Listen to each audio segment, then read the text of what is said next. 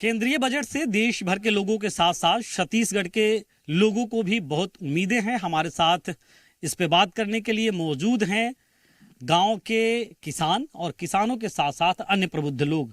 तो हम इनसे बातचीत करेंगे और जानने की कोशिश करेंगे कि आखिर केंद्रीय बजट से इन्हें क्या उम्मीदें हैं और ये क्या सोच रहे हैं या ये क्या मांग कर रहे हैं या ये किस तरह से अपनी बात रख रहे हैं, किस तरह की उम्मीद केंद्रीय बजट से कर रहे हैं, क्या होना चाहिए इस बार। क्योंकि इस बार ऐसा माना जा रहा है कि चुनाव है तो कुछ लोक लुभावन घोषणाएं हो सकती है, अंतरिम बजट आ सकता है। देखिए, बजट में तो पास कर लेते हैं लेकिन लागू नहीं होता है। कई साल देखा गया है, बजट पास हो जाता है, ये बजट वो बजट, लेकिन उसको लागू नहीं होता है। अमल उसमें लागू करना बहुत जरूरी है। जैसे कि अब हम लोग ये आशा रखते हैं किसान लोग कि अभी किसान सम्मान निधि जो 2000 3 महीना में दे रहे हैं, साल में 6000, उसको 2000 प्रति माह किया जाए। इससे किसानों को लाभ होगा और खेती किसानी में मदद मिलेगा। क्यों ऐसा लगता है आपको, क्यों ऐसी इसकी जरूरत लगती है? नहीं, सभी किसानों को क्यों जरूरत लगता है? जैसे ये तो हम लोग तो किसान पेंशन के चाहते हैं, किसान को तो 60 वर्ष के बाद पेंशन देना चाहिए, लेकिन अब 2000 दे रहे हैं, उसे हर महीना देना चाहिए। मतलब जिससे आर्थिक रूप से किसान थोड़ा मजबूत हो और हाँ, आर्थिक रूप से संबल मिले और खेती करने में मदद मिले, खेती करने में सहूलियत हो। जी, आप किस तरह से देख रहे हैं इसे और क्या कुछ उम्मीदें हैं आपको? साल भर में बजट पेश होता है तो पूरा देश की जनता को तो उम्मीद रहता ही है, हम किसानों को भी उम्मीद है कि इस बार का बजट किसानों के लिए निश्चित रूप से बेहतर रूप से कुछ नया लाएगा। जो किसान, ये इसलिए भी कहा जा रहा है क्योंकि 2019 में ही जब अंतरिम बजट आया था तो ये किसान सम्मान निधि शुरू हुआ था। हाँ, किसान सम्मान निधि का दायरा एक सीमित है जिसमें शर्तें हैं। सभी आधे से कम किसानों, देश के आधे से कम किसानों को इसका फायदा मिलता है। इसमें सभी शर्तों को हटाकर सभी किसानों को मिले और ये राशि दुगनी होनी चाहिए। 6000 बहुत कम होता है। साथ ही सिंचाई का रकबा भी बढ़ना चाहिए। जो नदी जोड़ो योजना लाया था उसके बदले ज्यादा से ज्यादा खेतों तक पानी पहुंचाया जाए, ऐसी योजना बनाना चाहिए। और सबसे बड़ी बात है, देश भर के किसानों की मांग है और अभी दिल्ली में आंदोलन भी शुरू होने वाला है कि लाभकारी समर्थन मूल्य की कानूनी गारंटी इस बार अवश्य मिलना चाहिए, ताकि धान, अनाज, कोई भी हो, गेहूं है, दलहन तिलहन है, कि जो फसल उत्पादक है उसका सही कीमत मिले। आएंगे फिर आपके पास, क्या होगा इससे, गारंटी मिलने से क्या होगा? सिर्फ गारंटी कहने और मिलने से कुछ नहीं होगा। जो भी किसान के हित में योजना है, चाहे लाभकारी समर्थन मूल्य की बात हो रही है, वह जमीनी स्तर पर लागू होना चाहिए। जिस प्रकार से राजनीति के लिए छत्तीसगढ़ की ही बात करें तो भाजपा सरकार ने चुनावी राजनीति में 3100 रुपए समर्थन मूल्य देने की बात कही है। केंद्र में भी भाजपा की सरकार है, तो हम चाहते हैं कि सभी राज्यों में, अभी फिलहाल 3100 जब छत्तीसगढ़ को दे रहे हैं तो सभी राज्यों में 3100 दे दें। फिर जब न्यूनतम समर्थन मूल्य लाभकारी मूल्य जोड़ के जब लागू करे तो पूरे देश में लागू करे, पूरे देश के किसान जो है इसका लाभ ले सकेंगे। और साथ में सिंचाई क्षमता का विस्तार करना चाहिए, ठीक है। और उसके अलावा कृषि के साथ साथ मजदूरों को ग्रामीण क्षेत्रों में, जैसे इस बार ये अनुमान भी जताया जा रहा है कि श्रमिकों पे ध्यान दे सकती है सरकार, कुछ नगद योजना वगैरह की शुरुआत हो सकती है। ग्रामीण क्षेत्रों में फिलहाल मनरेगा को कृषि से डायरेक्ट जोड़ना चाहिए, जिससे कि किसानों को भी लाभ हो, मजदूरों को भी लाभ हो और ग्रामीण अर्थव्यवस्था अच्छे से विकसित हो सके और बेरोजगारों को काम मिल सके। कोई नई व्यवस्था लाए जिससे कि जो वंचित बेरोजगार हैं अब भी आज के समय में उनको काम मिल सके। आप गांव में ही रहते हैं? जी जी। खेती किसानी में ही? नहीं, खेती नहीं करता। मैं पास टाइम जॉब करता हूँ। तो आपको क्या उम्मीद है इस बजट से और आपको क्या लगता है किस वर्ग पे ज्यादा फोकस हो सकता है? जी, इसमें मिडिल क्लास में थोड़ा सा फोकस करना चाहिए था। क्या है, कुछ मिलता नहीं है मिडिल क्लास वालों को उतना ज़्यादा। और सरकार तो बहुत सारे योजनाएं निकालती है ना, और वो नीचे परिप्रेक्ष्य में जाते हैं तो वो योजनाएं थोड़ी सी ढीली पड़ जाती हैं, क्योंकि सरकारी कई कर्मचारी होते हैं जो योजनाएं पूरे ढंग से बताते नहीं हैं। और वो सरकार को चाहिए कि वो जो योजना सरकार द्वारा निकाली जा रही है उसको एकदम ग्रामीण परिप्रेक्ष्य में या फिर पंचायत परिप्रेक्ष्य में वहां पर लिस्टेड करवा दें कि ऐसा ऐसा है योजना, मतलब उसकी लागू करने की व्यवस्था निचले स्तर पे सुदृढ़ होनी चाहिए, है ना। और ये फॉर्मेट है, ऐसे ऐसे आप प्राप्त कर सकते हैं। रोजगार की बात हो सकती है क्या इस बजट में? आप लोगों को क्या उम्मीद लग रही है? हमें लगता है सरकार द्वारा रोजगार पर थोड़ा सा और ध्यान दिया जाएगा। सरकार वैसे भी अच्छी खासी योजनाएं निकाली है, हमें लगता है कि वो और अच्छी योजनाएं निकाल सकते हैं। आप किस तरह से देख रहे हैं बजट से? क्या उम्मीद आपको लग रहा है केंद्रीय बजट से? मैं किसान में जो 60 साल के वृद्धावस्था है उसमें 36 प्रकार के नियम लागू है, उसको हटा जाए। 60 साल मतलब 60 साल उसको पेंशन मिलना चाहिए। जो सर्वे लिस्ट में नाम नहीं है, ये नहीं है, वो नहीं है, यानी कुल मिलाकर नहीं मिलता। तो उम्र के आधार पे 60 वर्ष हो गए मतलब कोई यानी लिस्ट में नाम रहा है, सर्वे लिस्ट में या ना रहा है, वो हकदार है और उसको मिलना चाहिए। ये भी कहा जा रहा है कि जो किसान वृद्ध हो गए और पूरा जीवन उन्होंने अपने कृषि कार्य में खपा दिया, तो उनको भी कुछ किसान पेंशन ऐसा कुछ मिलना चाहिए। हाँ, वही तो कहा था, यानी जैसे नौकरी के लिए पेंशन रहता है नौकरी छोड़ने के बाद, लेकिन हम लोग किसानी करने में असमर्थ है, फिर हम लोगों को दुनिया भर के ये मंगाता है, लिस्ट में नाम नहीं है, सर्वे लिस्ट में हुए है, ये है। तो ऐसा नहीं होना चाहिए, डायरेक्ट उम्र के अनुसार पेंशन मिलना चाहिए। जी, आपको किस तरह की उम्मीद है? आपको क्या लगता है क्या हो सकता है? हम लोग तो उम्र से बचपन से कृषि से जुड़े हुए हैं। जी। और किसानी करते ही आ रहे हैं। जी। तो मजदूर की हम लोगों को बहुत बड़ी समस्या होती है जब से मनरेगा आए हैं। तो हम सरकार से यही उम्मीद करते हैं कि मनरेगा को कृषि से जोड़ना चाहिए ताकि मजदूर को भी लाभ हो और हम किसानों के कार्य भी सरलता से निपट जाए। और ऊपर से जब वृद्धावस्था है, आज के समय में बच्चे अपने माँ बाप को अनाथालय में ले जा रहे हैं, तो कम से कम इसके लिए एक पेंशन होना चाहिए सरकार के माध्यम से। बुजुर्गों के लिए 60 वर्ष के बाद पेंशन लागू किया जाए और जिसमें 5,000 प्रति माह पेंशन सरकार के ओर से मिलना चाहिए। 5,000 प्रति माह मिलना। हाँ, यही हम लोग उम्मीद करते हैं। आपको क्या उम्मीद है इस केंद्रीय बजट से? केंद्रीय बजट से मुझे पूरी उम्मीद है कि सरकार जो है आयकर की जो दायरा है उसको बढ़ा दिया जाए, ताकि छोटे छोटे कर्मचारी जो है आयकर की दायरा में आते हैं और उसके लगभग 1 महीना का पेमेंट जो है कर जाता है। उस स्थिति में अपनी जीवन यापन करने में बहुत कठिनाइयों का सामना करना पड़ता है। उसी प्रकार जो पुरानी पेंशन है जिसको बंद कर दिया गया है, तो उसको लागू किया जाए। क्योंकि मतलब आपको लगता है पुरानी पेंशन स्कीम भी लागू किया जाए हर जगह, देश भर में? हाँ, हर जगह लागू किया जाए, क्योंकि जो नई पेंशन स्कीम है उसमें कर्मचारियों के हित में कोई विशेष लाभ नहीं दिख रहा है। और चूंकि एक वृद्धावस्था आने के बाद उसके भरण पोषण के लिए या अपनी जिंदगी सुचारू ढंग से चलाने में बहुत कठिनाइयों का सामना पड़ सकता है। इस कारण से सरकार से मेरा यही अपील है कि नई पेंशन योजना को बंद करके पुरानी पेंशन योजना को लागू किया जाए। और साथ ही छत्तीसगढ़ में केंद्र के समान जो महंगाई भत्ता है अभी जो पीछे चल रहा है उसको जो है समायोजित किया जाए।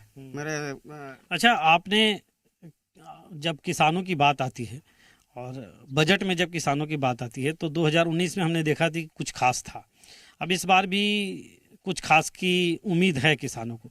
आपको कितना लगता है कि आर्थिक व्यवस्था जो ग्रामीण अर्थव्यवस्था है उसको सुदृढ़ करने की जरूरत है और उसके लिए क्या उपाय होने चाहिए?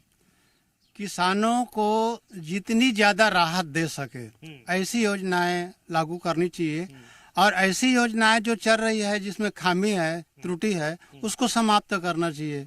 जैसे कृषि उपकरण में सब्सिडी तो मिलता है केंद्र या राज्य से, पर उसकी कीमत बाजार मूल्य से ज्यादा रहता है सब्सिडी के बावजूद। हाँ, सब्सिडी के बावजूद, इसलिए डायरेक्ट सब्सिडी किसानों को मिलना चाहिए, तो किसानों को राहत मिल सकता है। अच्छा, एक बहुत जरूरी है, मजदूरों को भी काम मिल जाएगा और शासन की जो मनरेगा योजना है वो भी, उसको भी श्रेय मिलेगा। सबसे बढ़िया है, सभी सरकारें घोषणा करती है खेतों तक सड़क बनाना, और धरसा योजना अभी पूर्व में तो आया था घोषणा में, चुनावी घोषणा में या बजट में भी शायद आया था, पर क्रियान्वयन नहीं। अगर हर खेतों तक रास्ता, सुगम रास्ता मिल जाए, पक्की सड़क मिल जाए, तो किसान और बेहतर उन्नति कर पाएंगे, नई नई टेक्नोलॉजी को किसान अपने खेतों तक पहुंचा पाएंगे। इसलिए बिजली, पानी, सड़क की सुविधा अवश्य मिलना चाहिए। मेरा सवाल आपसे भी लगभग यही है कि सब्सिडी की बात आती है कई सारे कृषि यंत्रों पे, उन्नत कृषि की ओर देश आगे बढ़ रहा है। ये भी कहा जाता है कि जब गांव समृद्ध होगा तब देश समृद्ध होगा। इसे किस तरह से इस पर ध्यान देने की और जरूरत है और बजट में क्या कुछ होना चाहिए? जैसा कि साहू जी ने पहले ही कहा, सब्सिडी की राशि किसानों को डायरेक्ट उनके खातों में दी जानी चाहिए, क्योंकि जो एजेंसियां हैं उनके माध्यम से जब हम कोई उपकरण खरीदते हैं तो मार्केट में कोई उपकरण मान के चलिए 5 लाख की है, तो वही उपकरण सब्सिडी में जाके 10 लाख हो जाता है। तो किसान को 5 लाख तो देना ही पड़ता है, 5 लाख की जगह 6 लाख देना पड़ जाता है, और उसका प्रॉफिट पूरा एजेंसियां ले जाती है। ठीक है। और ऊपर से जैसे ट्रैक्टर खरीदेंगे तो ब्याज लगेगा 13%, और ऑडी गाड़ी खरीदेंगे, मर्सिडीज खरीदता है कोई देश में, तो उसका ब्याज दर है करीब 7-8%। तो ये किसानों के साथ कैसा अन्याय है, यह समझ में नहीं आता। इस चीज में सुधार होना चाहिए। देश के किसान अन्नदाता हैं, वह विपरीत परिस्थिति में भी देश का पेट का भरण पोषण कर रहा है, सभी जीवों के पेट का भरण पोषण कर रहा है। तो किसानों के हित में योजनाएं लाई जाए, नीतियां बनाई जाए, और जो भी किसान विरोधी नीति है उनको समाप्त कर देना चाहिए देश के विकास के लिए। अच्छा, एक और चीज़ आती है, जब रोजगार की बात आती है तो इसके साथ साथ हमने देखा कि कई राज्य ऐसे हैं जो रोजगार की अगर व्यवस्था नहीं कर पाते उस तरह से, तो बेरोजगारी भत्ता या दूसरी चीज़ें करते हैं। आपको क्या लगता है कि रोजगार की व्यवस्था पे ज़्यादा फोकस होना चाहिए, या ऐसा भी होना चाहिए कि देश के नवयुवक जो पढ़ाई कर रहे हैं, तैयारी कर रहे हैं परीक्षाओं की, उन्हें कुछ कंबाइंड ऐसा होना चाहिए कि हाँ कुछ ऐसी राहत मिलनी चाहिए? देखिए, शिक्षा में सभी को शिक्षा का अधिकार है, और शिक्षा में जो इतना ज्यादा पैसा लगता है, जो ज्यादा बड़े कोर्सेज हैं उसके लिए बहुत ज्यादा पैसा लगता है, तो वो पैसे को कम कर देना चाहिए सरकारों के द्वारा। यहाँ तक क्या है कि फ्री में पे जो निजी वहाँ तो निजी जो कॉलेजेस हैं वहाँ बहुत ज्यादा पैसा लगता है। तो ये इसको सरकार को अपने कंट्रोल में ले लेना चाहिए, जिससे कि बच्चों को ज्यादा पैसा देने की जरूरत ना पड़े। और इसके साथ साथ सरकार चाहे तो युवकों को, देखिए, बेरोजगारी भत्ता देगा तो वो भत्ता तो ज्यादा होगा नहीं और सॉल्यूशन रहेगा नहीं, तो उसके जगह सरकार को चाहिए कि इंडस्ट्रियल एरिया वगैरह बढ़ाना चाहिए, जिससे कि बच्चों को उसमें नौकरी मिले। क्योंकि यदि फोकट का खाना तो सही नहीं है ना, मतलब भिलाई इस्पात प्लांट है यहाँ, या दूसरे जो हैं, मतलब इस तरह से केंद्रीय यंत्रीय उद्योग लगाने चाहिए, जिससे लोग, बच्चे जो स्टूडेंट्स हैं उसको अच्छी से अच्छी नौकरी मिल सके। इस पे फोकस होना जी। केंद्रीय बजट में मैं एक चीज और बोलना चाहता हूँ। व्यक्ति जो है माचिस भी खरीदता है तो टैक्स देता है, हर एक चीज पर टैक्स देता है। तो मैं चाहता हूँ जो मूलभूत चीजें हैं, जैसे शिक्षा का अधिकार है, स्वास्थ्य का भी अधिकार है, एक प्रकार से देखा जाए तो गवर्नमेंट जो होता है वो पिता के समान है और जनता बच्चों के समान होते हैं। तो देश में जो शिक्षा है वह टोटल निशुल्क होना चाहिए, स्वास्थ्य की जो सुविधाएं हैं टोटल निशुल्क होना चाहिए। जो आयुष्मान भारत की बात आती है, कार्ड की बात आती है, उस और ज्यादा बिल्कुल मुफ्त होना चाहिए, आपको ऐसा लगता है? ऐसा मतलब कोई लिमिट नहीं होना चाहिए आपको लगता है? कोई कार्ड की आवश्यकता नहीं होनी चाहिए, जिसकी जो समस्या है वह निशुल्क में उपचार हो। क्योंकि एक किसान परिवार में किसी का तबीयत खराब हो जाए तो उसकी जमीन बिक जाती है, आधा एकड़ का खेत वाला है तो सीधा मजदूर बन जाता है एक ही झटके में। तो वह हर एक चीज पर टैक्स दे रहा है, तो उसको स्वास्थ्य, शिक्षा और मूलभूत जैसे पानी की व्यवस्था है, बिजली की व्यवस्था, इन सारी चीजों को निशुल्क करना चाहिए। बाकी सारी चीजों पर अपने हिसाब से टैक्स तो लगा ही रही है गवर्नमेंट जो है। और कृषि में भी कई प्रकार के जो अभी अपन सब्सिडी वगैरह की बात की है उसका डायरेक्ट ट्रांसफर किया जाए, जिससे किसानों को डायरेक्ट लाभ हो। सिंचाई के साधनों की बात हो रही थी। सिंचाई के साधन हमारे प्रदेश और देश में बहुत कम है, निश्चित रूप से नदी नाले को बांध करके इसकी क्षमता बढ़ानी चाहिए। आज मुश्किल से 23% रकबा सिंचित है, इसको काफी बढ़ाया जा सकता है। मेरा ये निवेदन है कि सीकासेर बांध से एक नहर बनाकर गंगरेल बांध में जोड़ा जाए और इस तरह अनेक और छोटे छोटे बांध बनाया जाए, ताकि यहाँ की सिंचाई रकबा है वो निश्चित रूप से बढ़ेगा। अगर इसमें हिला हवाला किया गया तो आने वाले दिनों में छत्तीसगढ़ में पेयजल संकट भी हो सकता है, क्योंकि सिंचाई के साधन उतनी है और आवश्यकता बहुत ज़्यादा है।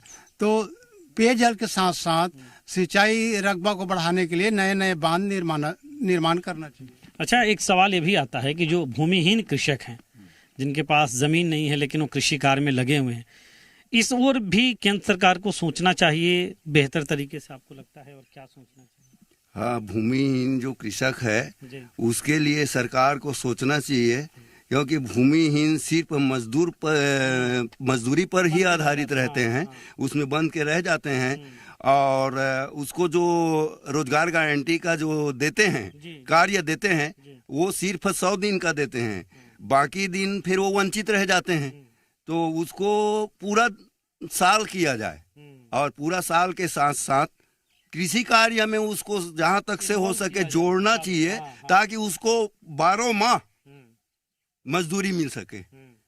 ये नियम बनाना चाहिए। और दूसरी बात है, जैसे स्वास्थ्य के प्रति, स्वास्थ्य में ये आयुष्मान कार्ड बना है, इस आयुष्मान कार्ड में एक कैटेगरी बांध दिए हैं कि इसके लिए इतने राशि, हाँ, इसके लिए इतने राशि, इसके लिए इतने राशि। और मान लो जाए मेरे छत्ता में दर्द हो रहा है, मेरे को आनंद फानन में हॉस्पिटल ले गए, तो इसके लिए कोई वो राशि का लाभ नहीं मिलता है, क्योंकि यह हार्ट में प्रॉब्लम कर रहा है।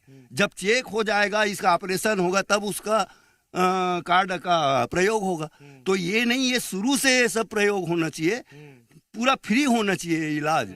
और इसी नाम से कत के बहुत सारे लोग मृत्यु हो जा रहे हैं, तो इसको थोड़ा ध्यान देना चाहिए। जी, आप क्या कहें? यही बात मैं बोलना चाहते रहे कि बीमारी के नाम उल्लेख करे है, जो 5 लाख का लाभ है ना, तो ऐसा बीमारी है जो उसमें है ही नहीं है नाम। मैं खुद करवाया हूँ जिसका नाम नहीं है, 3 लाख रुपया दिया हूँ मैं, है ना। तो बीमारी के नाम के अनुसार पैसा लिखना चाहिए, लेकिन शरीर में जो भी रोग है सबका यानी रोग के अनुसार पैसा रहना चाहिए, जो पैसा ही नहीं है कई ठो रोग में। अभी एक बात आई कि गांव-गांव में खेत खेत तक सड़क की विकास की कितनी जरूरत आपको लगती है, कि इस बजट से कितनी अपेक्षा है कि विकास, इंफ्रास्ट्रक्चर, दूसरा इंडस्ट्रीज वगैरह, ये सब कई सारे नवयुवक बेरोजगार हैं, तो उनको ये के लिए गांव में विकास पहुंचे। गांव में जब भी विकास पहुंचेगा जब खेत तक सड़क बनेगा। वास्तविक में एक प्रस्तावित हुआ था पहले कि हर गांव को सड़क से जोड़ा जाए। धरसा रोड हर गांव में धरसा है, एक गांव से दूसरे गांव जाने के लिए, उसको पक्का सड़क में डेवलप किया जाए। उनसे अगर वो काम हो जाता है तो कृषि करने में और हर चीज में मदद मिलेगा और अच्छे से खेती होगा। और एक बात तो है, यहाँ पहले से प्रस्तावित है छत्तीसगढ़ में एक सीकासेर बांध है, जहाँ बहुत पानी रहता है, वो दोनों फसल देता है, उसके बावजूद भी वो समाप्त नहीं होता है उस बांध का पानी। तो सिंचाई व्यवस्था पे जोर होना चाहिए। जी, आप क्या कह रहे थे? मैं कह रहा था कि देश में चिकित्सा के सेक्टर में सबसे बड़ा लूट कहाँ पर है कि जो दवाई 5 रुपए उत्पादन लागत जिसका लगता है MSP, उसका MRP कभी कभी 100 रुपये, कभी कभी 250 रुपये होता है। इस पर कोई नियंत्रण नहीं है। देश को खुलेआम लूटा जा रहा है फार्मेसी के द्वारा या फार्मिस्ट कंपनियों द्वारा, विदेशी कंपनियों द्वारा। तो देश के जो अपने फार्मिस्ट हैं या गवर्नमेंट के जो अधिकारी हैं, वो उनके जो लागत मूल्य है, मतलब इसे लेकर एक कोई पॉलिसीज आपको लगता है बना? बिल्कुल पॉलिसी होना चाहिए, क्योंकि देश का जो नागरिक है, जो परिवार है, वो एक झटके में बर्बाद हो जाता है। जिस ऑपरेशन में खर्चा आता होगा 5,000, उसके ऑपरेशन का कीमत है 50,000। ठीक है, जिस गोली की कीमत 5 रुपए लागत है, उसका MRP है 100 रुपए। तो ऐसी इतनी सारी दवाइयां हैं, इतनी महंगी चीजें हैं कि जिसका हद नहीं है। इस पर सरकार को तत्काल कोई ना कोई नीति नियम बनाना चाहिए और जो अत्यधिक मूल्य लगा रहे हैं, जनता को लूट रहे हैं देश को, उस पर रोक लगना चाहिए। अच्छा, एक बात आती है श्रमिकों को लेकर, उन्हें लेकर इस बार कहा जा रहा है कि करीब जो अनुमान है कि 30 करोड़ से अधिक होंगे। उनके लिए भी, खासतौर पे जो खेती किसानी से जुड़े हुए हैं, श्रम करते हैं, या दूसरे भी, उनके लिए आपको लगता है कि कुछ हो सकता है या होना चाहिए? निश्चित रूप से देश में श्रमिकों के हित में कई योजनाएं बनी हैं और बनाना चाहिए। श्रमिक कहीं भटके मत। काम के अभाव में यहाँ के श्रमिक यूपी चले जाते हैं, जम्मू कश्मीर चले जाते हैं, और कई तरह राज्य के दूसरे राज्य में चले जाते हैं, और कई प्रकार की घटनाएं भी होती है। उसको बंधक बनाया जाता है, कई तरह की लूट का शिकार हो जाता है। इस पर एक सरकार के नियंत्रण रहने चाहिए। और इतने काम तो बहुत है, पर उसकी सही ढंग से संचालन नहीं हो पाता। अच्छा, एक और चीज़ है, किसानों के लिए बीमा और बाकी जो चीज़ें हैं, जिसे केंद्र का जो हस्तक्षेप या केंद्र की जो चीज़ें रहती हैं, उसे लेकर किस तरह से आप देखते हैं कि वो किस तरह से होना चाहिए? कई बार फसल चौपट हो गया है, तमाम चीज़ें हैं पहले से, लेकिन उस पर भी क्या और ध्यान देने की ज़रूरत है और क्या करने की ज़रूरत है? नहीं, ये फसल बीमा जो है वो पूरी तरह लूट है। इसका लाभ किसी भी किसानों को नहीं मिल पाता। हम ऐसे देखे हैं और प्रमाण दे सकते हैं, अगर किसी मंत्री का क्षेत्र हो, किसी भी सत्ता, वहाँ अगर प्राकृतिक आपदा से फसल खराब नहीं हुआ तो भी पूरा उसका मिल लेते हैं। और वास्तविक में जो किसान का, दूसरे क्षेत्र का जो फसल बर्बाद हो गया, जिसे पिछले साल हुआ था, हमारे गांव में एक खार है, पूरा नष्ट हो गया था, एक पैसा भी मुआवजा नहीं मिला, ना कोई देखने गया, बीमा कंपनी देखने नहीं आया। इस प्रकार की अनियमितता नहीं। तो ये पूरी तरह राज्य का विषय है कि केंद्र का भी है इसमें विषय, और केंद्र की ओर से क्या होना चाहिए? इसमें 40% केंद्र देता है, 40% राज्य देता है और 20% किसान देता है। फिर क्या होना चाहिए? लेकिन लाभ किसानों को नहीं मिलता है। इसमें जो यूनिट है या इकाई है वह किसान को होना चाहिए। जैसे मैं बाइक का इंश्योरेंस कराता हूँ, मेरी बाइक है, एक्सीडेंट हो गया तो मिलना चाहिए। तो यहाँ एक खेत नुकसान होगा तो नहीं मिलेगा, 100 खेत नुकसान हो तो क्या गाँव में 100 बाइक है वो एक्सीडेंट होंगे तब मिलेंगे? तो पॉलिसी यदि एक किसान से लिया जा रहा है, गवर्नमेंट, स्टेट और सेंट्रल दे रहे हैं, तो उसमें एक एक खेत को यूनिट बनाया जाए। यदि मेरा खेत नुकसान होता है तो मेरे खेत में मुआवजा मिलना चाहिए और यह सुनिश्चित होना चाहिए। कई सारी बातें हैं जो सामने निकल के आई हैं। विशेष तौर पे अगर हम कहें तो एक तो किसान सम्मान निधि है, उसकी राशि बढ़ाई जानी चाहिए। जो किसानों को उम्मीद है कि इस बार चूंकि लोकसभा का चुनाव है, आम चुनाव है, तो लोक लुभावन अगर बजट आता है तो ऐसी घोषणा हो सकती है, इसकी अपेक्षा किसान कर रहे हैं। और साथ साथ जो किसान 60 साल से ज़्यादा उम्र के हो गए वो पेंशन की भी बात कर रहे हैं। इसके अलावा भी सिंचाई परियोजनाएं या इसके साथ साथ जो दूसरी गारंटियां है किसानों को दी जानी चाहिए, इन सब को लेकर किसान अपनी बात रखते हुए नजर आ रहे हैं, उम्मीद जताते हुए नजर आ रहे हैं। तो आज बस इतना ही। नमस्कार।